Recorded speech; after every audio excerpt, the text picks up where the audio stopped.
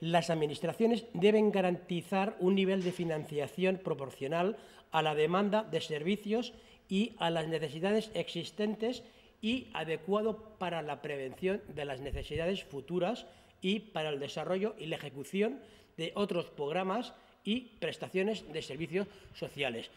Y si no sabe qué artículo es el 65 en el párrafo 2. L'Antonio porta mesos estudiant-se la llei de la dependència.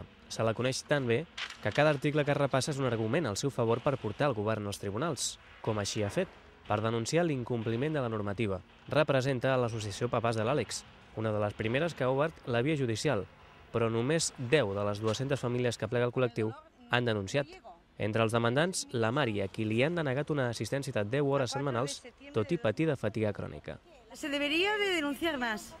Los padres tienen miedo. No sé si tienen miedo a las represalias, tienen miedo a los costosos abogados, que no lo es tanto, o es que no tenemos cultura. Deberíamos de empezar ya a denunciar. El colectivo es inmenso. Els sindicats encara prefereixen el carrer que els tribunals. Per això anuncien futures mobilitzacions.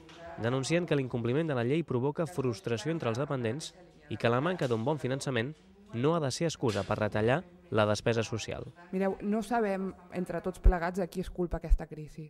El que tenim molt clar, els sindicats, és de qui no és culpa. I no ho és ni de les famílies treballadores ni molt menys de les persones dependents. Per tant, el que tenim molt clar és que no permetrem que siguin aquestes famílies i que siguin aquestes persones dependents les que hagin de pagar la factura, en primer lloc d'una mala previsió a l'hora de fer la llei i en segon lloc d'una conjuntura econòmica complicada. L'UGT ha rebut 1.135 denúncies relacionades amb la dependència a tot Catalunya, un 40% més que l'any passat. Bona part estan vinculades amb els retards en el cobrament de les prestacions o les valoracions en els plans individuals d'atenció.